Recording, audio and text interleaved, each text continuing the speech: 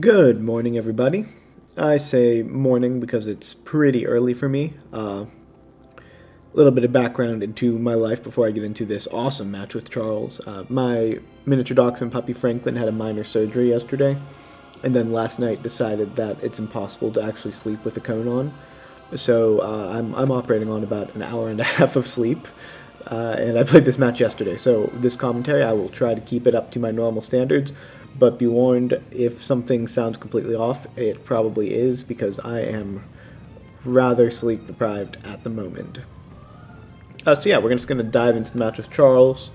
Bulky Goregeist, Power Herb Magmortar, and Gigalith is the core of my Trick Room mode with a Zamazenta to clean up after Trick Room, or a Primarina as a secondary attacker in Trick Room, depending on what I think he'll bring. Zamazenta looks really good into a lot of his team here, so that's going to be my go-to backup mode. Not backup mode, my go-to cleaner for this set. Although it also looks like a reasonable lead, and in future games it's something I'm definitely going to consider. My team's kind of out there this week. Prep, I didn't have as much time as I would like. Busy week at work with a lot of other things going on. So I decided to go full wild to try to see different things that this team could do. Magmortar Goregeist lead. So I actually take much longer on this turn than I probably should, because I see it's Choice Band Focus Sash, so I assume it's not maxing, so I don't actually know if this is going to be beat up Weavile. And if this Terrakion has something to hit Goregeist, which Terrakions can carry, something like hitting the Goregeist, and I think Weavile gets Fake Out into the Magmortar is something I was worried about. Just something like that would make sense to me with this play. But also, I kind of need to follow me in case he does go for beat-up stuff.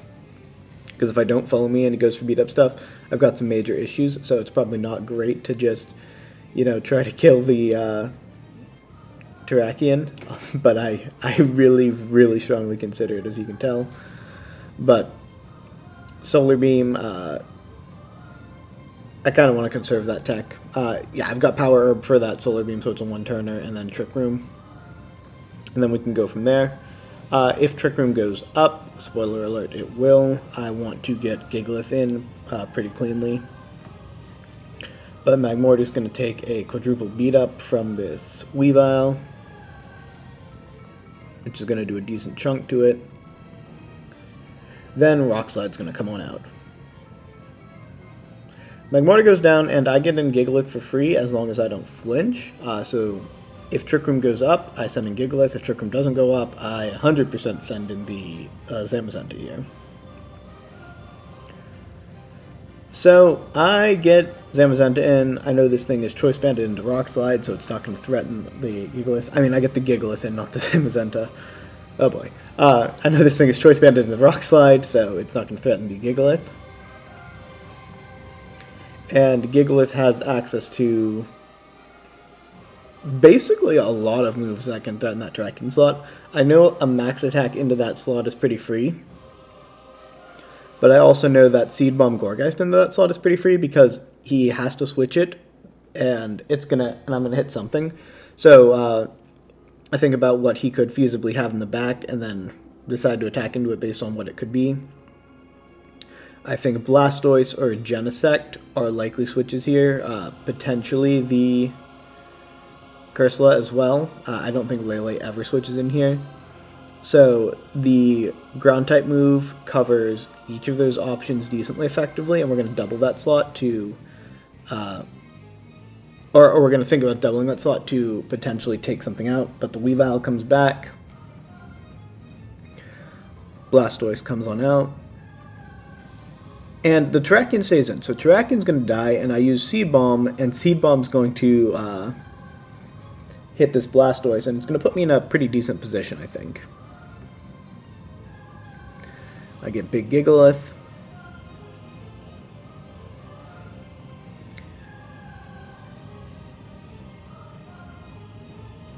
And Max Quake comes on out. So this Max Quake's going to kill this Terrakion. I'm very heavily attack invested.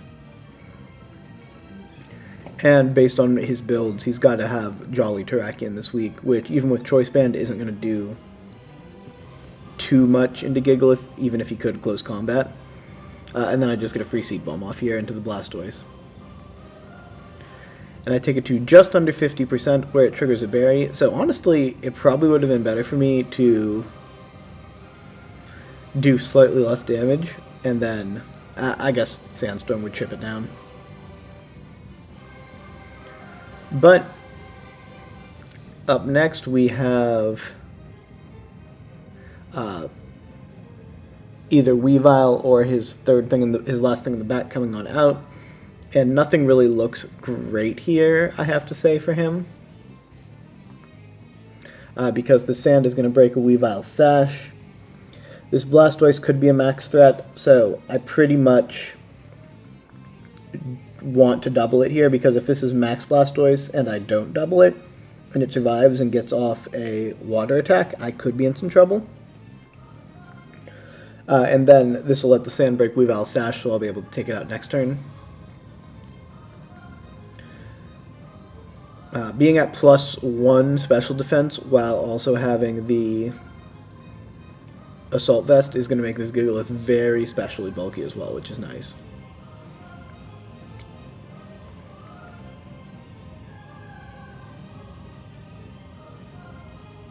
I do check my Trick Room turns here. I've got 3 turns left. Seed Bomb's going to come out and hit the Blastoise.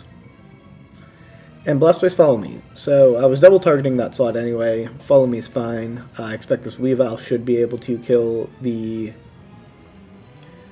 Gourgeist, which I'm okay with, because then I get in Zamazenta. I've got Protect on it, which Protect Zamazenta means I'm only going to be taking 1 turn where Zamazenta is the slowest thing on the field, unless he targets a max move into Protect. And I assume it has to be Genesect in the back, because there's no way Max Lele late game is his plan here. He does get the triple axle hit, which is, you know, nice for him, but not completely unexpected.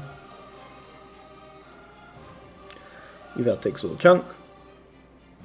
And now I have Zamazenta and 1 more turn of Max Gigalith into whatever he has in the back. So this Genesect is definitely maxing. Like, it's not the Weavile, and the Genesect's attack goes up. So here I have to make a bit of a call. I have to decide, do I think this is going to be a physical or a special Genesect? And then, if it's special, what do I want to do with it? Because if it's physical, the obvious play is to Iron Head the Weavile, take it out before it can do anything, let Genesect max, deal a bit of damage to Zamazenta, but I'll be at +2 defense, and if it's physical, it's not going to be doing that much to it. And then I can Fire Fang it.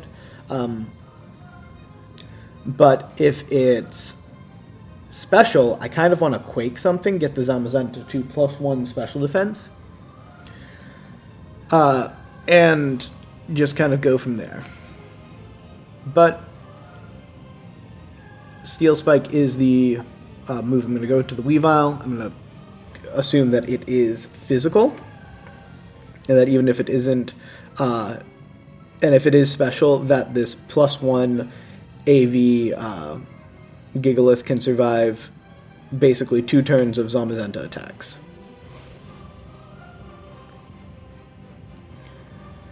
Genesect maxes. I don't see a drive on its back, so I'm not sure the item on it yet. Steel Spike will come on out. Weavile goes down. Zamazenta goes to +2 physical defense. I go to +1 on the Gigalith, so I've got super bulky Gigalith, and super bulky Gigalith is basically my late game plan if this Genesect is able to take out this Zamazenta. And that does a lot of damage. That's definitely got to be a special Genesect. And now its defense is raised, so I've got some issues. This Fire Fang's only going to do about... It's much less than I expected, even at +1 defense. I thought I'd be doing more than that. So I think there's got to be a decent amount of physical bulk on the Genesect. But here, I know if Zamazenta survives a turn, then I win. So I've got to protect it and see if he kills me through protect. But it is special, which does put a little bit of a damper on my plans here. Rock Slide is going to give me the most damage output here, which is obviously going to be pretty important.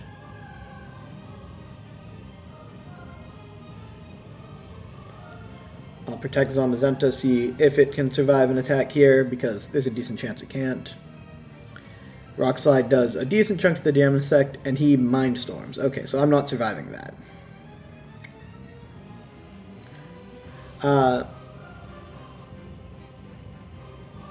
Zamazenta's going to go down, and then I've got this Gigalith in a 1v1 against this Genesect, where Genesect now will have the speed advantage, but it is Life Orb, I see that.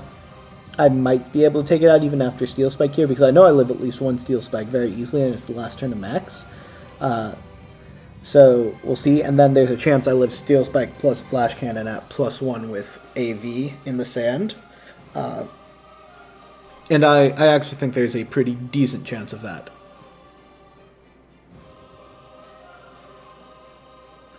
So he's got a Flash Cannon here, or Max Flash Cannon. Like, that's his best option. I don't know what else he could possibly want to click here. Steel Spike comes on out.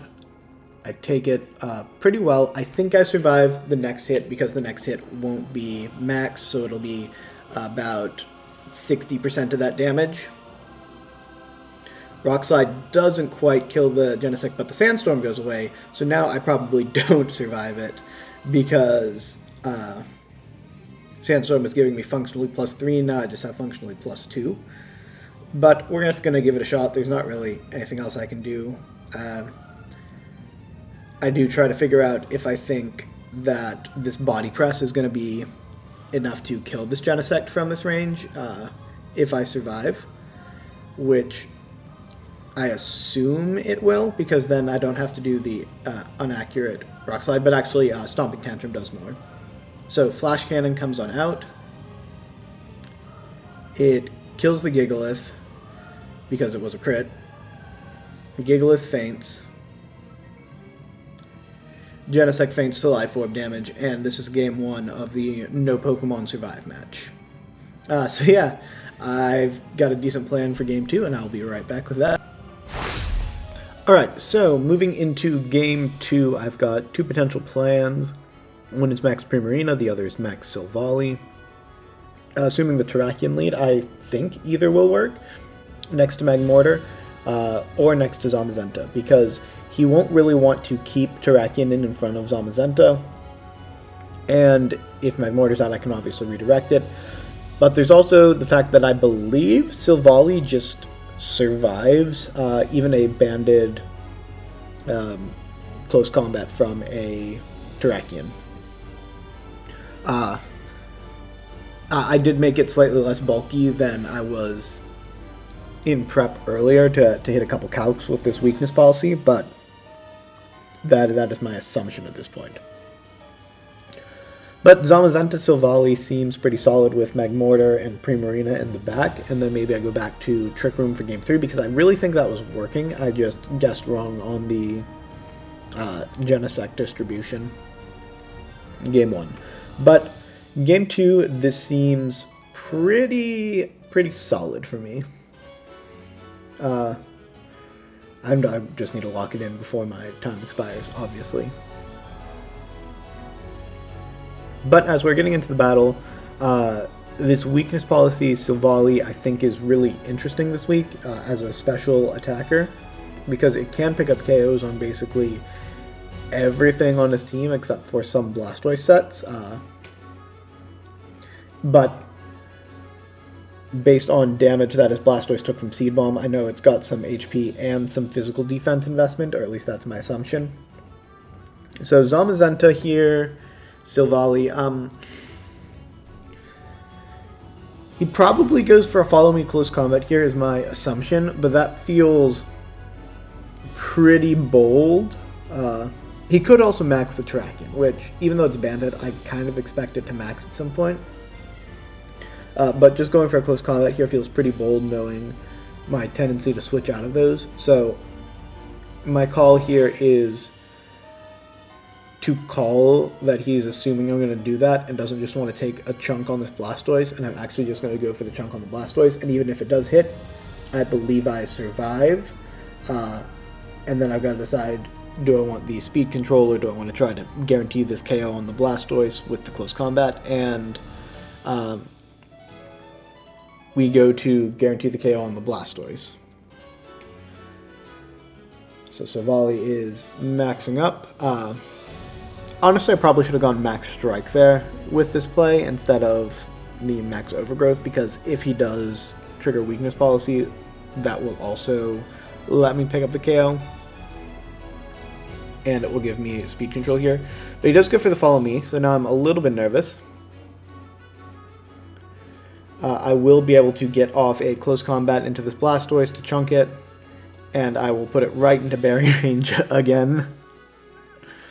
So Blastoise will berry up, and then this should have a very decent chance at KOing it, but not necessarily. It will after this Weakness Policy gets activated, except it won't. Check the calcs afterwards. That was still a roll. Based on the set I was running, I believe it is slightly in Charles' favor. But it was a lot more than I thought it would be. So here I've got some issues. Issue number one is that I have 0 turns of max, and he's got 3 turns of max that are probably all going to Genesect. But I do have a way to answer the Genesect, and that's Magmortar. Issue number 2 is with this Blastoise on the field, I don't really want Magmortar on the field, but I kind of need it. The way I decide to resolve this is with a Primarina switch in, because this will ignore Follow Me and just go to take out the Terrakion. And then I want to reset my defensive stats on the Zamazenta because I'll need it late game, and I'm just going to get the Magmortar in this way.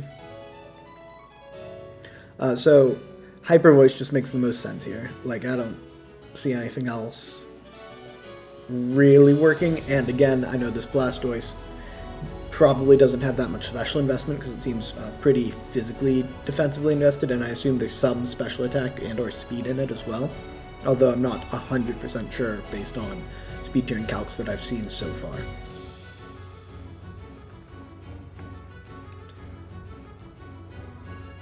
So if I'm Charles, I'm probably switching out this Terrakion, but this will still hit something with a Hyper Voice, and I'm okay with that. But he does inside just decide to sack this Terrakion, which is fine. It'll get a close combat off. Unfortunately, I went to the Primarina and not the Magmortar, because the Magmortar is more important for me late game. Defense falls, and I get off a nice Hyper Voice, which will kill that Terrakion at -2 very easily. A little bit of chip on the Blastoise as well.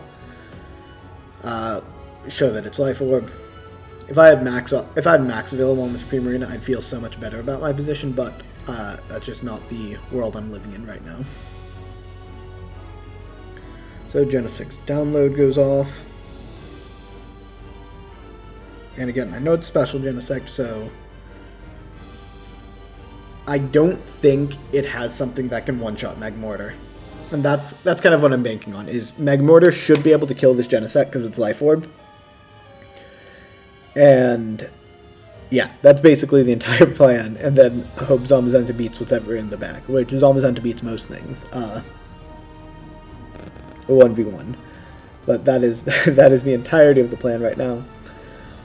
I think about putting potentially a bit more chip on it, but I also don't want this Blastoise to get an attack into the Magmortar basically for free. So I'm just going to Moonblast the Blastoise.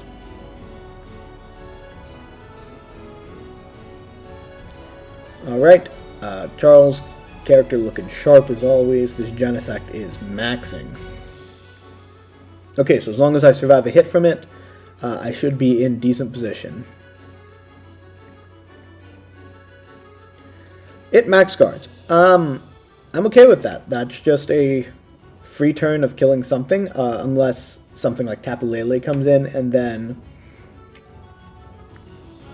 it will actually have the ability to kill... Oh, and Primarina is faster than Blastoise, so that's really nice to know. If Tapu Lele comes in, then a Tapu Lele and Genesect double up will kill this Magmortar, and then I've got to work around it with Zamazenta to end it up. I will have a Psychic Seed go off, but that doesn't feel great. But it's Cursula. I feel considerably better about this. Heat Wave will chip the Cursula. I don't think... Like, he has to target down the Magmortar here. That's my thought. So I even think about switching Magmortar, trying to get some chip with Primarina, but I don't know exactly what that's going to do. And if I can get the Zamazenta in and stall the last turn of Max, because protecting even a Max Psychic is fine, and then he sets Psychic Terrain and gives me my boost, and then I'm in a really good position. So even if Magmortar goes down here, I think I'm in decent position, and then I can just Shadow Ball and put some major chunk, if not just take out this Cursula. Because I'm going to be moving faster than the Cursula.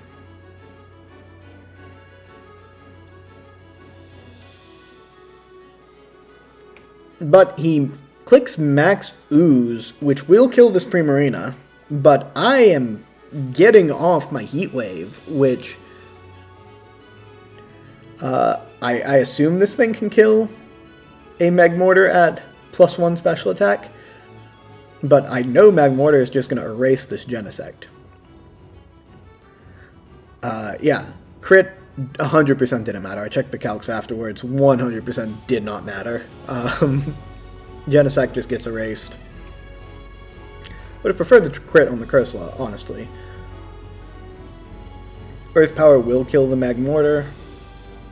And then I've got a 1v1 here. So, Zamazenta doesn't have Crunch this week, but Iron Head at this range is a 2-hit KO. That, I'm just checking the calc on it at this point to make sure about it. But Iron Head, 1, if I get the flinch, then I can just kill a second time. If I don't get the flinch, he hits me with something, but even at +1, like, with a stab Shadow Ball... It's not killing me. Yeah, a Psychic doesn't kill me either. If it has I don't even know if it has access to that. I just checked. So, Iron Head here, and we should be going into game number 3. Iron Head comes on out. Perish Body. I don't know what this does, and it's Perish Song for both of us, and he Strength Saps me. Okay. Suddenly, I didn't get the flinch there would have also locked me the game, but now suddenly, pretty sure I lose because Hebrews protects, I hit once and he protects again, and even a crit, I don't think at -1, I mean, even though I'm at -1, I don't think a crit matters because a full strength one is only doing about 40%, so full strength crit is doing 60%, so I just lose here to protect protect again. Yeah, this isn't gonna do it. I get a flinch there, which is fine, but then Cursula's just gonna protect again here, and we're both gonna faint, but because Zamazenta has a higher speed stat, Zamazenta faints first, which in the game's internal logic will give the game to Charles, giving him the match as well, with a grand total of 0 Pokemon surviving for either of us in either game. So yeah, good games to Charles. Really fun, really interesting set. I've never seen that before over an entire set, but I'll be back next week and see you next time. Bye!